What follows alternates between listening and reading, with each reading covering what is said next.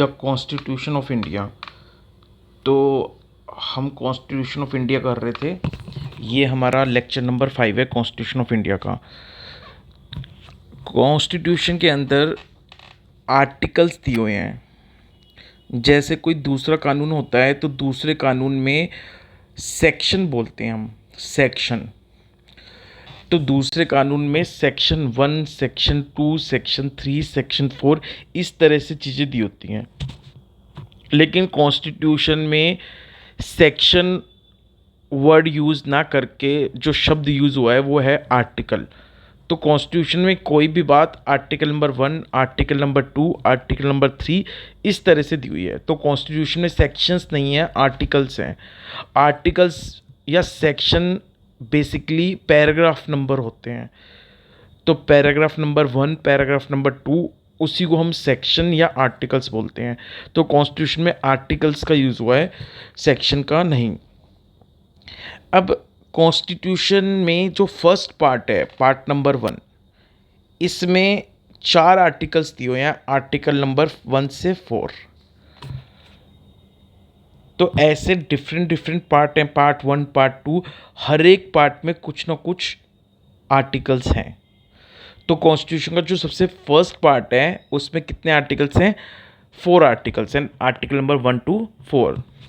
अब हम article number 1 कर रहे हैं। आर्टिकल नंबर 1 क्या कहता है देखो।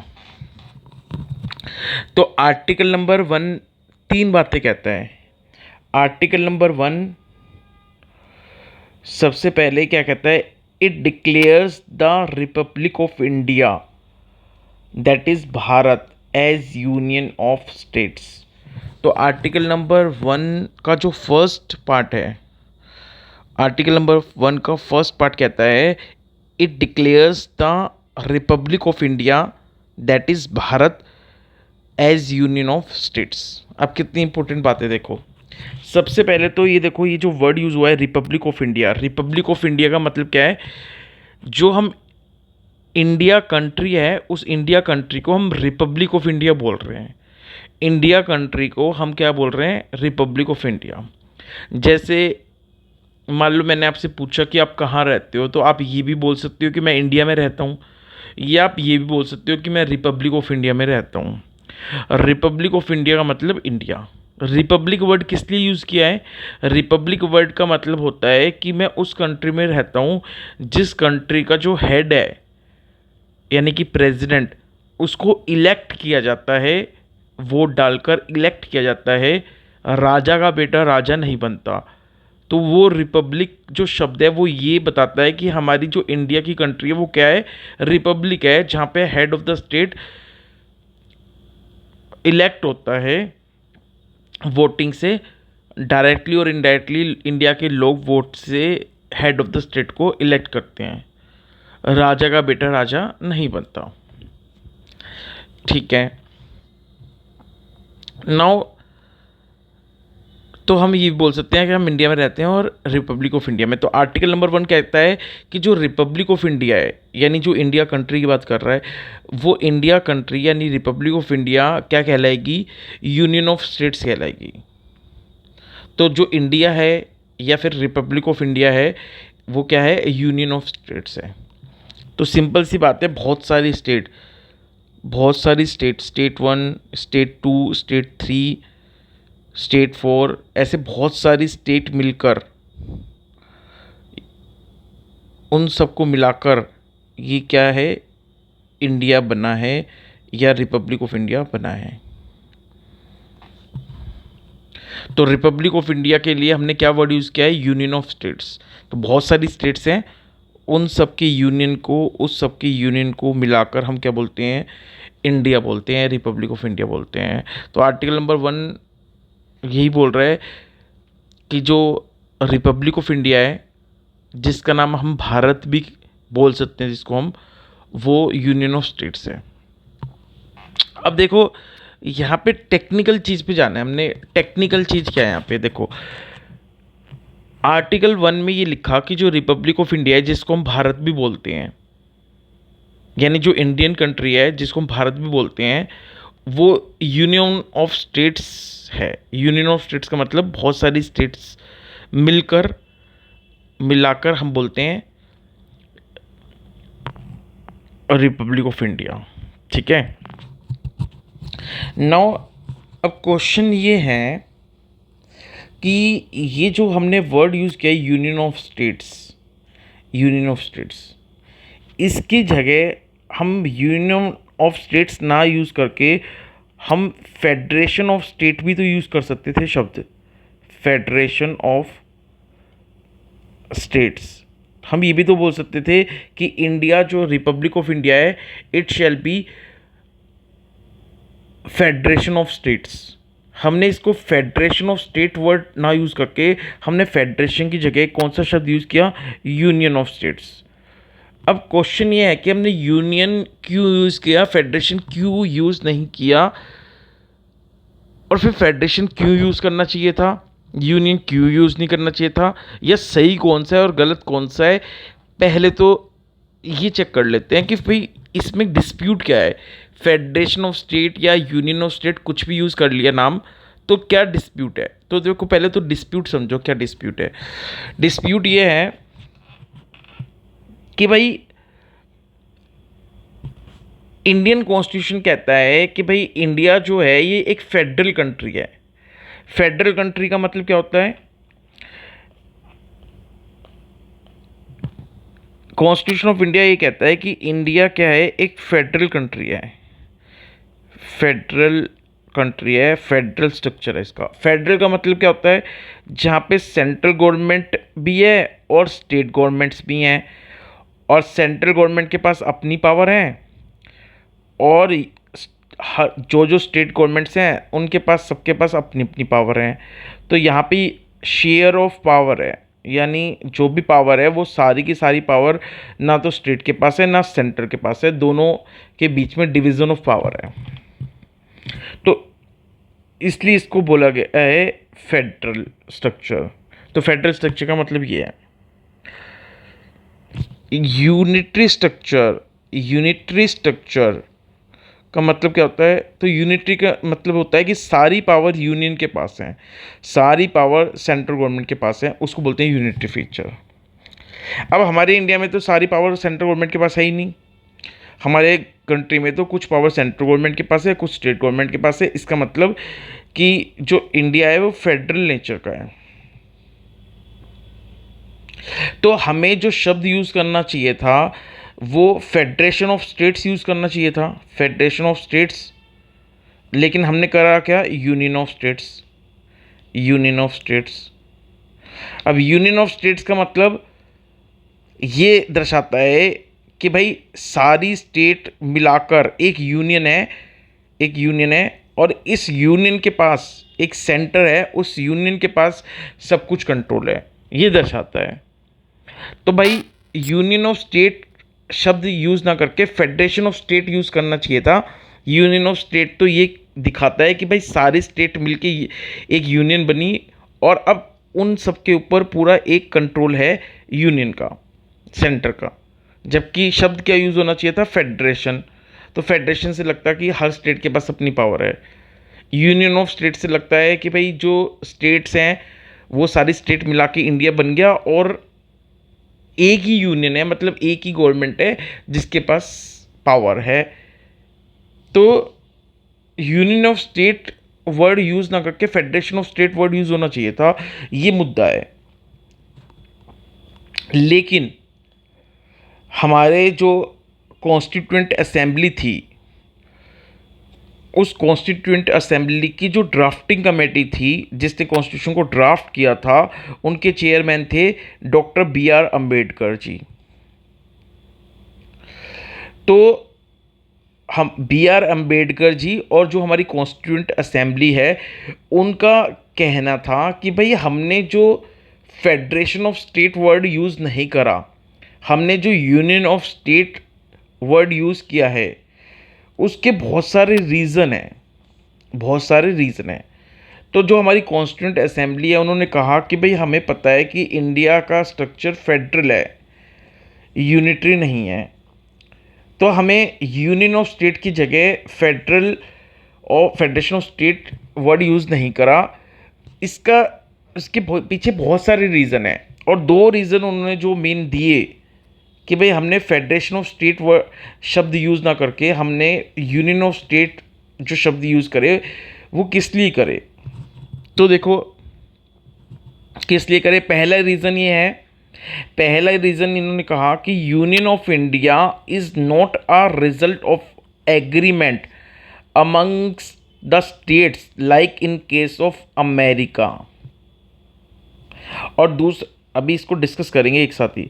दूसरा रीज़न इन्होंने किया कि state have no right to secede from the federation, so federation is union because it is indestructible.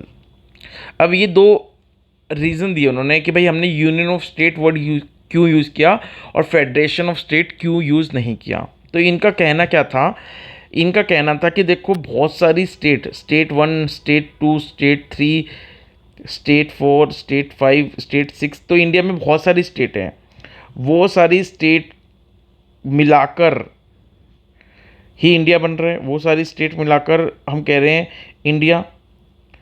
तो अब हम इसको यूनियन ऑफ स्टेट क्यों कह रहे हैं, फेडरेशन क्यों नहीं कह रहे, उसके दो मेन रीज़न जो कॉन्स्टिट्यूएंट असेंबली ने दिए वो ये बोला कि भाई देखो जैसे अमेरिका में जो स्टेट्स थी, अमेरिका में जो स्टेट्स थी वो इंडिपेंडेंट थी, उन सब ने आपस में एग्रीमेंट किया। वो यूएसए में जो स्टेट्स थी वो इंडिपेंडेंट स्टेट्स थी सारी, और उन सब ने एग्रीमेंट किया, और उन सब ने एग्रीमेंट करके वो क्या कहलाए, यूएसए कहलाया। क्लियर है। और अब वहाँ पे जो यूएसए में अब जो जो स्टेट्स हैं उन सबके पास इंडिपेंडेंट राइट है कि अगर वो यूएसए से अलग होना चाहें तो वो अलग हो सकती हैं, कोई बात नहीं। लेकिन हमारे इंडिया के केस में ऐसा नहीं है, हमारे इंडिया के केस में ऐसा नहीं है कि जितनी भी स्टेट्स थी इंडिया में वो सब इंडिपेंडेंट थी।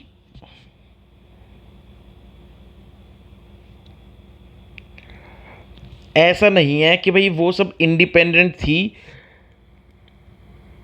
और वो सब अलग अलग थी और सब ने मिलके एग्रीमेंट किया तब इंडिया बना, ऐसा नहीं है।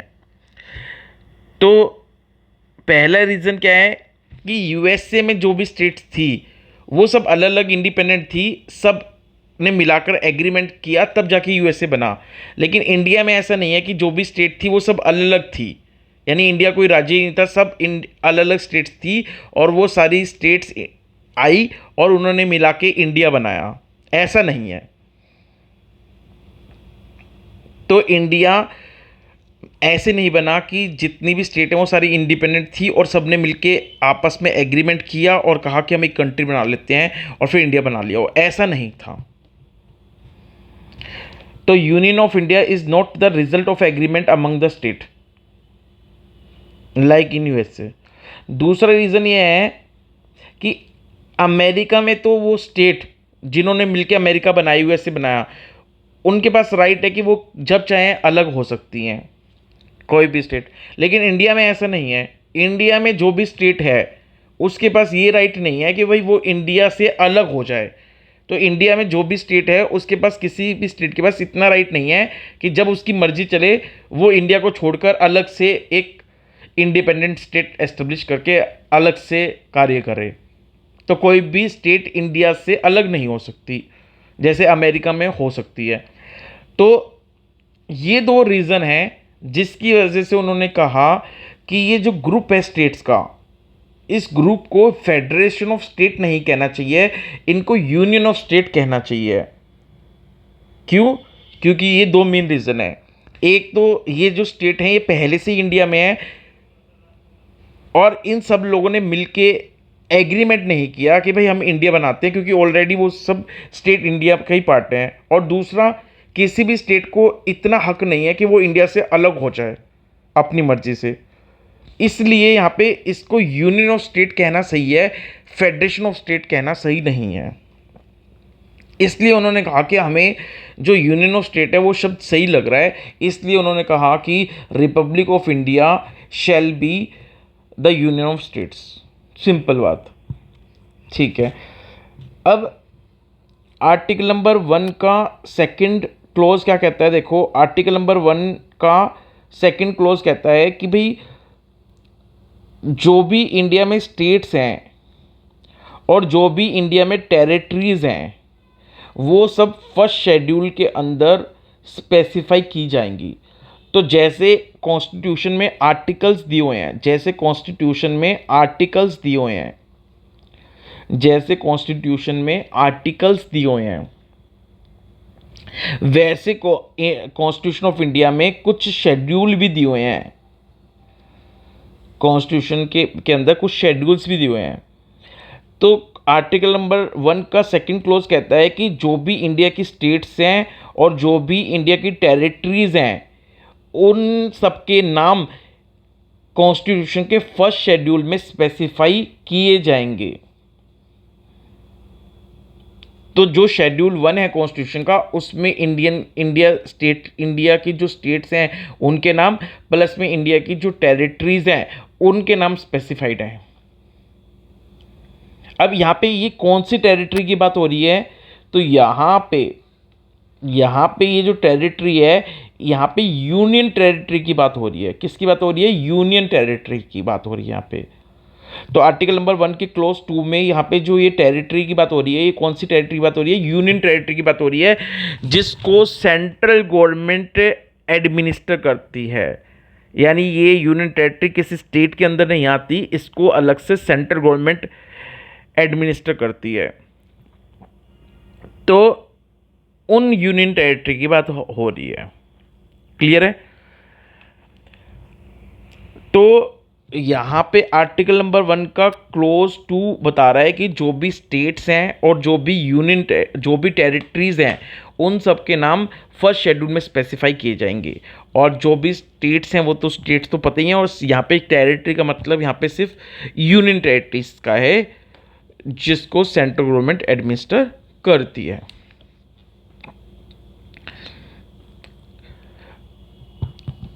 नाउ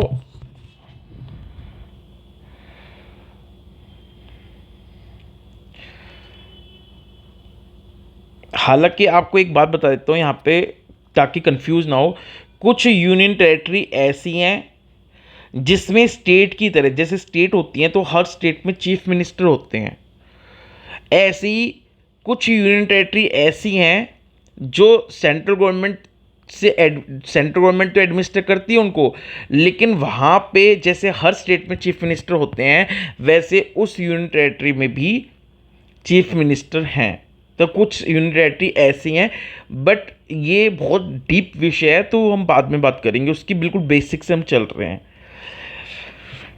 तो आर्टिकल नंबर 1 का क्लोज 2 क्या कह रहा है कि जो भी स्टेट्स हैं प्लस में जो भी टेरिटरीज हैं उन सब के नाम फर्स्ट शेड्यूल में स्पेसिफाई किए जाएंगे।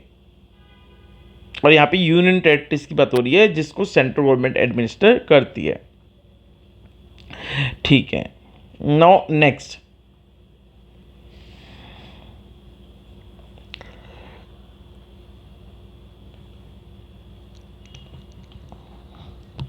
तो यहाँ पे नोट में भी लिखा हुआ है ये बात कि जो फर्स्ट शेड्यूल है कॉन्स्टिट्यूशन का उसमें एक तो स्टेट के नाम आएगा और एक उन टेरिटरीज का नाम आएगा जो कि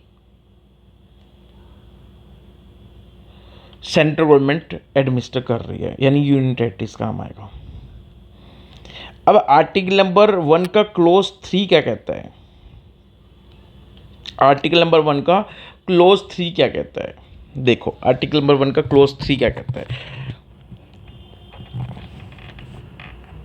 अच्छा, आपको यहाँ पे थोड़ा सा अगर बताऊँ तो ये आपको पता ही होगा कि 3 यूनियन टेरिटरी हैं जहाँ पर स्टेट की तरह चीफ मिनिस्टर्स अपॉइंट होते हैं। अब चीफ मिनिस्टर क्या होते हैं वो तो सब पता ही होगा, फिर भी हम कॉन्स्टिट्यूशन में पढ़ेंगे ये सारी चीज़ें। फिर भी जनरली ये तो पता ही होगा कि सीएम कौन होता है, सबको पता होगा। तो भाई ये 3 यूनियन टेरिटरी जहाँ पे स्टेट की तरह चीफ मिनिस्टर होते हैं वो है दिल्ली, पुडुचेरी एंड जम्मू एंड कश्मीर। ये 3 यूनियन टेरिटरी हैं। अब अगर किसी को ये लग रहा हो कि जो जम्मू कश्मीर थी वो तो स्टेट थी, तो पहले जम्मू कश्मीर स्टेट थी लेकिन अभी वो यूनियन टेरिटरी बन चुकी है। तो खैर ये बात हमें समझ में आ गई। अब आ जाओ आर्टिकल नंबर 1 का क्लोज 3 क्या कह रहा है। क्लोज 3 कह रहा है कि भाई जो टेरिटरी ऑफ इंडिया है उसमें क्या क्या आएगा, टेरिटरी ऑफ इंडिया में क्या क्या चीज़ आएगी। तो उन्होंने बताया एक तो जो स्टेट हैं वो सब टेरिटरी ऑफ इंडिया में आएंगी, एक जो यूनियन टेरिटरीज हैं जिनका नाम फर्स्ट शेड्यूल में मेंशन है, एक वो भी टेरिटरी ऑफ इंडिया में आएंगी। तो ये दोनों तो टेरिटरी ऑफ इंडिया में आएंगी। प्लस में कल को इंडिया अगर कोई और टेरिटरी फॉरेन कंट्री से एक्वायर कर लेती है, तो अगर कल को इंडिया कोई और टेरिटरी फॉरेन कंट्री से एक्वायर कर लेती है तो वो भी टेरिटरी ऑफ इंडिया का पार्ट मानी जाएगी। ये आर्टिकल नंबर 1 क्लोज 3 कह रहा है। क्लियर है।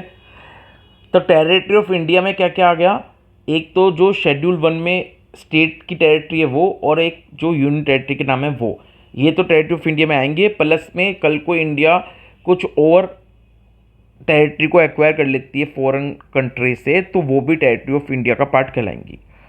नाउ अब क्वेश्चन, एक इम्पोर्टेंट क्वेश्चन अगर आपसे पूछा जाए, एग्ज़ाम में पूछा जाए या इंटरव्यू में पूछा जाए, एग्ज़ाम में तो पूछेंगे नहीं, इंटरव्यू में पूछ सकते हैं। तो भाई ये अगर पूछा जाए कि जो यूनियन ऑफ इंडिया है, यूनियन ऑफ इंडिया और जो टेरिटरी ऑफ इंडिया है, तो जो यूनियन ऑफ इंडिया है और जो टेरिटरी ऑफ इंडिया है इसमें क्या डिफरेंस है। तो यूनियन ऑफ इंडिया और टेरिटरी ऑफ इंडिया दोनों में क्या फ़र्क है, यानी यूनियन ऑफ इंडिया, यूनियन और जो टेरिटरी ऑफ इंडिया, इन दोनों में क्या डिफरेंस है। अगर हम बोलते हैं यूनियन ऑफ इंडिया या हम बोलते हैं टेरिटरी ऑफ इंडिया, दोनों में क्या डिफरेंस है अगर आपसे पूछें तो आपका आंसर क्या होना चाहिए। तो यहाँ पे क्लियर कर लेते हैं हम कि भाई क्या आंसर है। तो जो यूनियन वर्ड है, यूनियन, तो यूनियन में it includes only the states which are the members of the federal system and share a distribution of power with the union. तो यहाँ पे यूनियन का मतलब क्या है, यूनियन ऑफ इंडिया का मतलब सिर्फ स्टेट्स की बात हो रही है, और वो सारी स्टेट्स जो कि इंडिया की स्टेट्स हैं, फेडरल सिस्टम का पार्ट हैं, और उनके पास अलग से पावर है जैसे सेंट्रल गवर्नमेंट के पास है। तो जो डिवीज़न ऑफ पावर होती है सेंट्रल गवर्नमेंट और स्टेट के बीच में, वो स्टेट की यहाँ पे बात हो रही है। तो जो स्टेट और सेंटर के बीच में जो डिवीज़न ऑफ पावर है उन स्टेट की यहाँ पे बात हो रही है, वो स्टेट जो हैं वो यूनियन में आती हैं। क्लियर है। तो यूनियन ऑफ इंडिया में हम स्टेट्स की बात करते हैं। कौन सी स्टेट्स की बात, जो कि भाई स्टेट हैं जिनको हम स्टेट गवर्नमेंट बोलते हैं, जो सेंट्रल गवर्नमेंट के साथ पावर शेयर करती हैं। जैसे सेंट्रल गवर्नमेंट के पास पावर है, ऐसे उन स्टेट के पास भी पावर है, तो उसकी बात हो रही होती है। क्लियर है, जब हम यूनियन की बात करते हैं।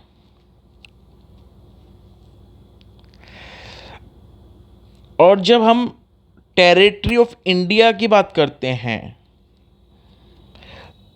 तो ये टेरिटरी ऑफ इंडिया का मतलब जितना भी एरिया है इंडिया में, जितना भी एरिया इंडिया के कब्जे में है, तो जितना भी एरिया इंडिया के कब्जे में है उन सब की बात हो रही है, उस पूरे एरिया की बात हो रही है, उसको हम टेरिटरी ऑफ इंडिया बोलते हैं।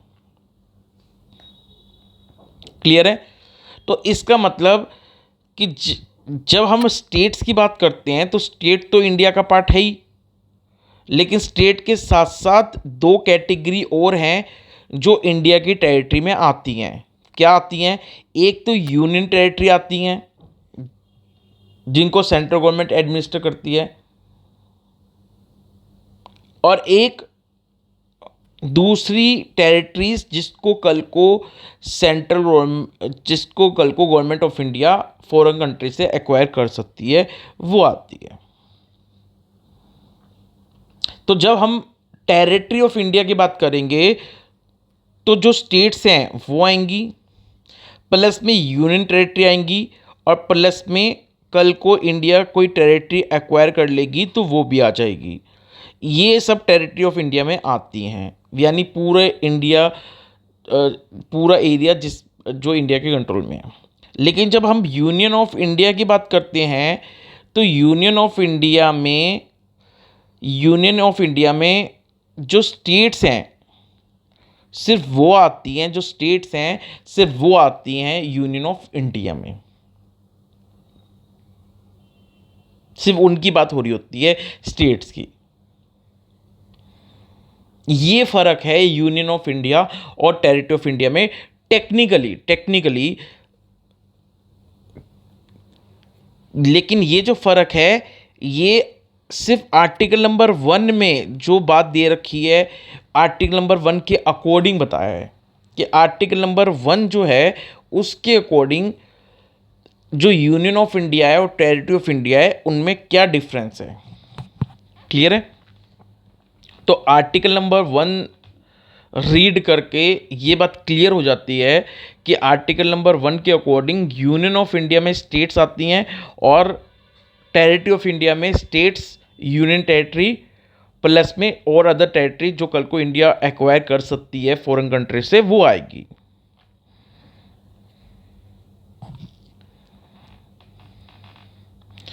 ठीक है।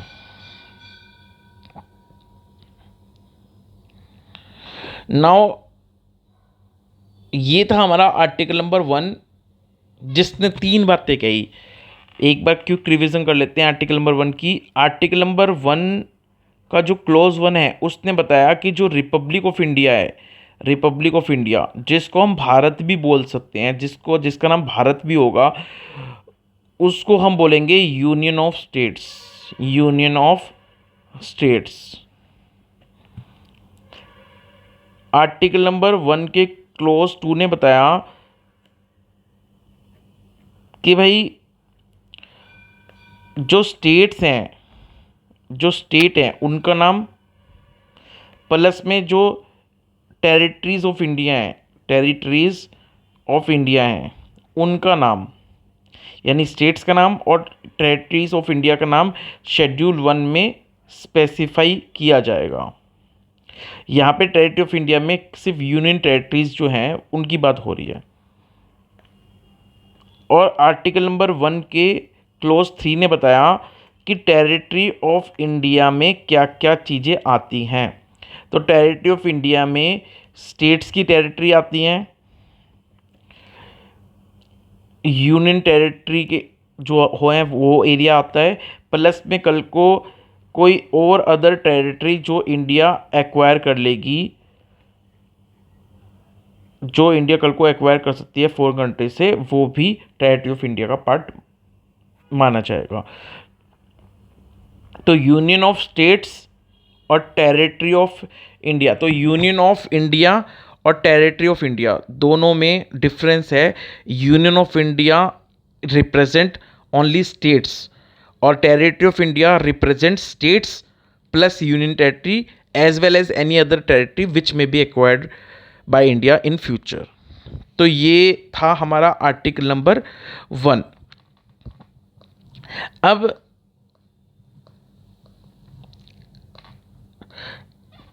कॉन्स्टिट्यूशन में पार्ट 1 जो है उसमें 4 आर्टिकल हैं, आर्टिकल नंबर 1 से लेकर और आर्टिकल नंबर 4। ये पार्ट ख़त्म होने के बाद फिर हम पढ़ेंगे पार्ट नंबर 2, फिर पार्ट नंबर 3, पार्ट नंबर 4। ऐसे कॉन्स्टिट्यूशन में पार्ट 1, 2, 3, 4 करके है, और हर पार्ट में कुछ ना कुछ आर्टिकल्स दे रखे हैं। और इसके अलावा कॉन्स्टिट्यूशन में कुछ शेड्यूल्स दे रखे हैं। तो जैसे कि हमें शेड्यूल 1 के बारे में पता लग गया कि शेड्यूल 1 क्या कह रहा है। शेड्यूल 1 ये कह रहा है कि भाई कौन जो स्टेट्स हैं उनके नाम और यूनियन टेरिटरीज के नाम शेड्यूल 1 में स्पेसिफाई हैं। क्लियर है। तो ये था हमारा कॉन्स्टिट्यूशन का लेक्चर नंबर 5 आर्टिकल नंबर 1।